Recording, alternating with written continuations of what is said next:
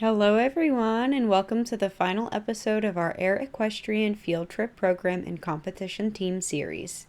Throughout these videos, we've talked about different equestrian events, how to prepare, what to wear, what to pack, and what to expect when you arrive at a horse show.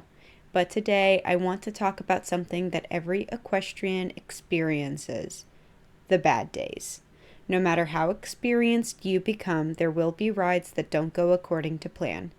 You might forget your dressage test, you might knock down every rail in a jumping round, your horse may spook at something you've never seen before, you may even get eliminated. You might have to decide to scratch from a class because your horse isn't feeling quite right.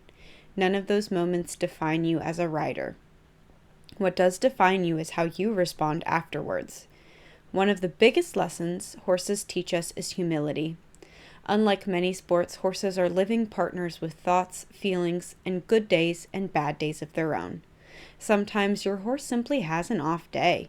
Sometimes you're the one that's having an off day. And sometimes you're both having one together.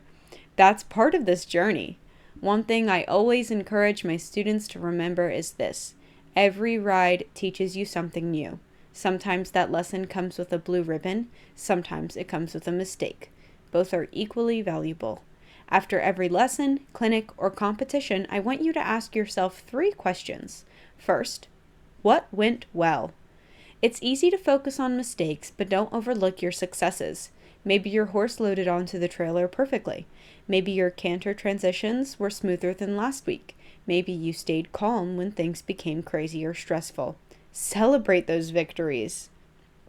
Next, what could I improve? Notice I didn't ask, what did I do wrong? Improvement isn't about criticizing yourself. It's about identifying 1 or 2 areas you can work on before your next ride. Maybe your position became unstable over fences. Maybe your horse needed a more balanced approach. Maybe you simply needed to breathe. Those are all things we can improve together as a team. Finally, last question.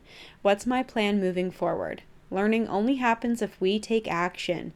Maybe you'll practice circles. Maybe you'll work on transitions. Maybe you'll schedule another clinic or attend a schooling show to gain even more confidence. Every challenge becomes a stepping stone if you have a plan. Another important lesson I'd like every Air Equestrian student to remember is this: never compare your Chapter 1 to someone else's Chapter 20. Every rider has a different journey. Some students have been riding for years. Others are just beginning.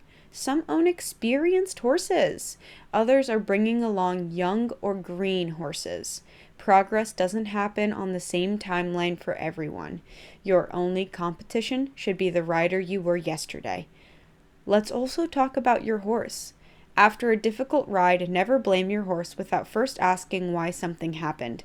Was your horse confused? Were they uncomfortable? Did they understand what you were asking them to do? Were they nervous? Our responsibility as riders is to be fair, patient, and always put our horse's welfare first.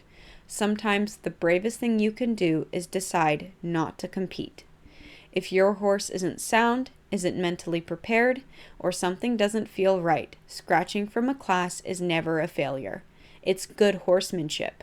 1 ribbon is never worth risking your horse's health or confidence. As your instructor, I'd rather see you make a smart decision than force a ride that isn't in your horse's best interest. One of my favorite quotes says, "Success is the sum of small efforts repeated day in and day out." Great riders aren't created by one spectacular ride. They're created by hundreds of ordinary rides, good and bad, where they choose to continue to keep learning. At Air Equestrian, we don't measure success only by the color of your ribbons.